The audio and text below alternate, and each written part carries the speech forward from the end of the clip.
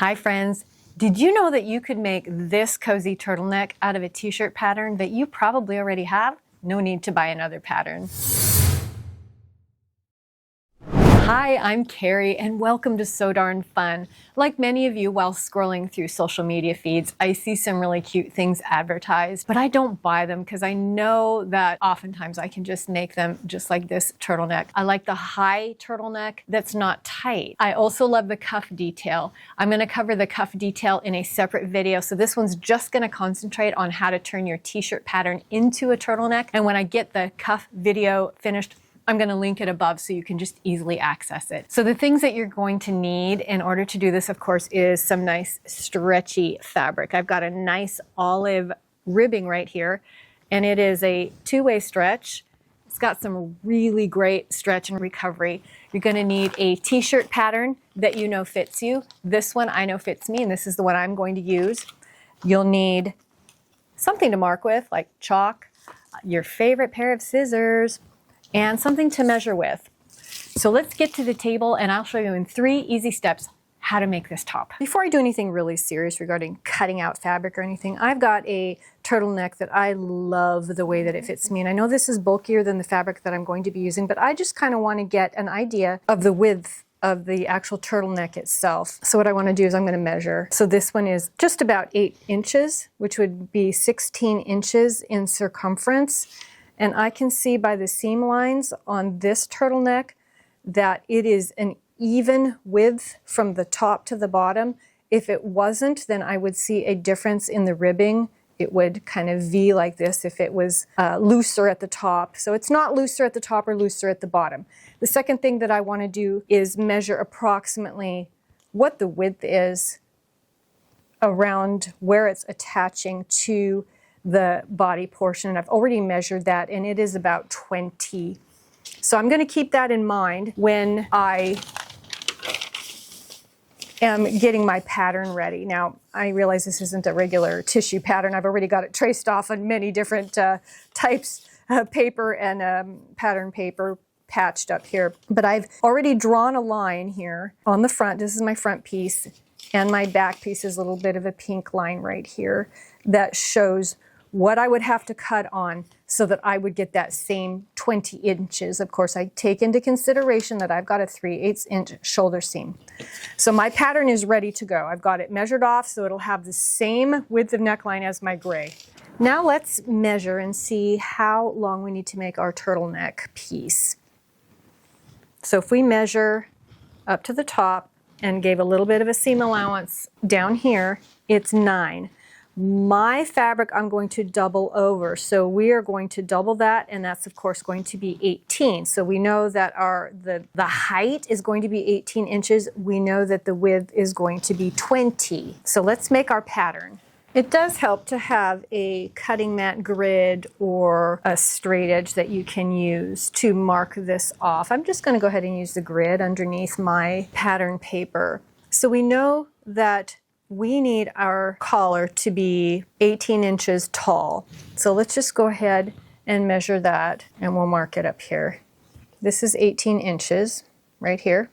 I'm following my line grid from underneath, or that I can see underneath. We also know that it needs to be 20 inches wide, but we need to add seam allowance onto that. And being that I use 3/8 inch seam allowances, we're talking 20 3/4 inches. So this might go off camera, but I'm going to mark 20 3/4 inches. You don't need fancy equipment for this. You can use any kind of a straight edge. And knit is very forgiving, so if it's not exact, please don't worry. And just so that you can have a visual, this is my collar. It's going to fold this way. Okay? So the stretchiness needs to go this way. And in case I have any doubt, I can just draw some arrows. This is the way it needs to stretch most, this way. Now I am ready to cut out the rest of my pattern. I have a front, a back, and sleeves, and now I've got this nice collar. And I forgot to mention that you really don't need a serger for this project. I'm using a serger because I have one, but you can certainly use your sewing machine's kind of lightning bolt stitch. When I do that, I will lengthen it to about a 3.5, but you do not have to have a serger. So we've got step number 1 and step number 2 out of the way. Now on to the final step, step number 3, and that is sewing the whole thing together. But the first thing that I want to do, I'm going to baste my collar together and just put it on over my head and see if that is kind of the fit that I want. And if it's not, then I can take it apart, I can adjust it, I can cut off. I can't add, but I can cut off if I want it tighter. So I'm going to just do that real quick and see if that's going to be how I want my collar to fit. Okay, I've just sewn it together, basted it together, and then folded it in half. So this is what it looks like. Keep it in mind it's going to fold in half again once it's on. So let me try this on. I haven't tried it on yet, so we'll see what happens. Glasses off. Put my glasses on. And then fold it. Oh, let's take that. This portion sewn down to my shirt. And this, I think that's exactly what I want. I think that is perfect. So let's go assemble my top, and I will make that stitch permanent. See, this is what it is. Okay. I sewed on this long line right here. Okay, let's go. So the next step in this turtleneck top is I'm going to take my front and my back pieces and sew them together at the shoulders. If your front piece has darts, please sew those darts first. Here we are with the shoulder seam stitched. Now I'm going to open this up. I'm going to press those seams to the back. So let's get those shoulders pressed back. Those shoulder seams need to press toward the back. Let's mark our quarter off points so that we can line up our collar. So what I'm going to do is fold those shoulder seams together so that I can find the center front. I'm just going to mark it with a pin. And then again for center back.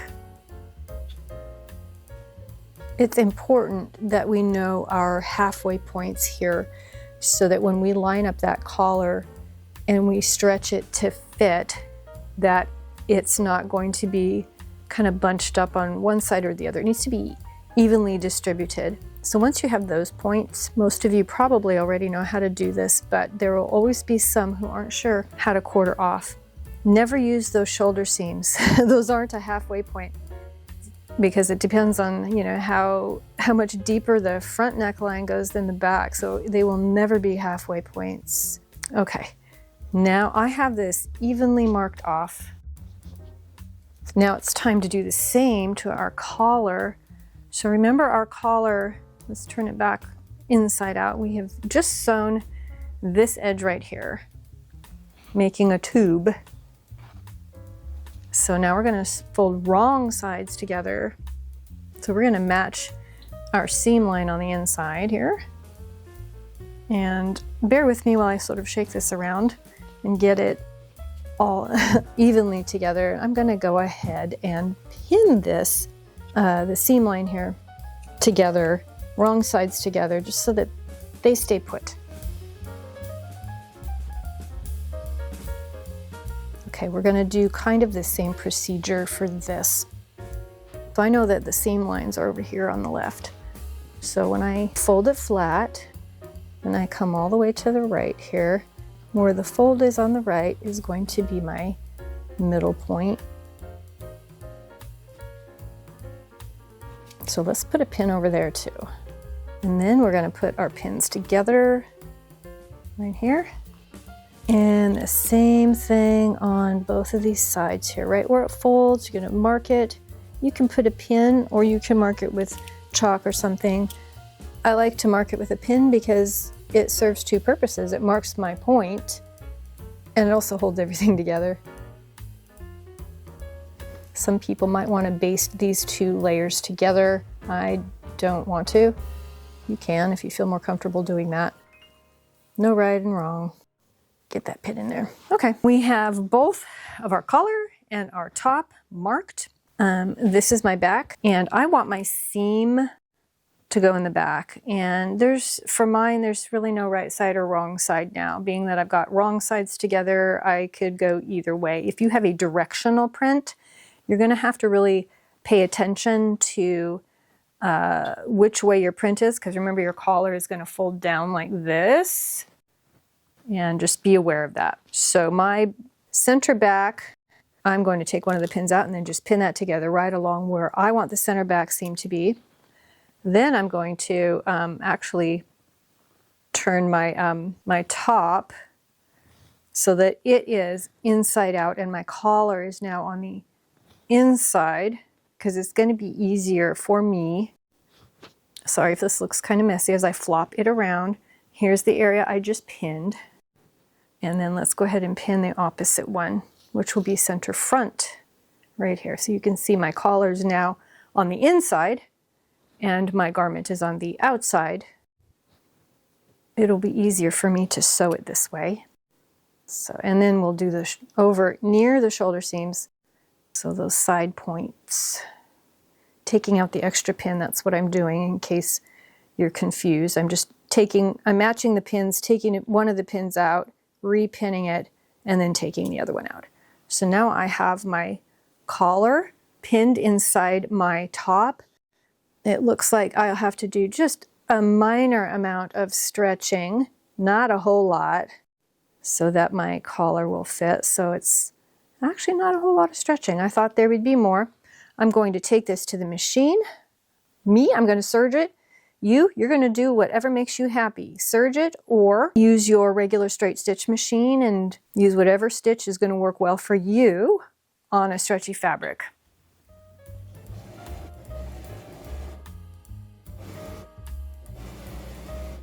Here's my serging on the inside of the collar. It is on.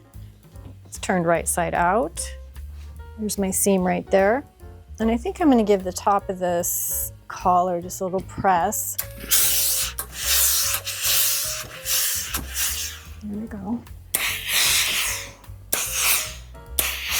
Now, oftentimes in ready-to-wear on a collar like this, you will see some kind of a stitching down here that kind of holds that serging down. I don't feel the need to do that. I am not going to do that. And one of the reasons is because I don't want to put too many stitches into this top that's going to make this maybe ripple or feel stiff. I think that the collar looks good like that, so I'm not going to mess with it. Ooh, I like that. I think that's going to look good. So now I'm just going to finish assembling. I'm going to put the sleeves in and sew up the sides. Then I'll model it when it's done. See you in a second. So now that we have the collar sewn on and all the pieces sewn together, let's take a look at what our finished product looks like.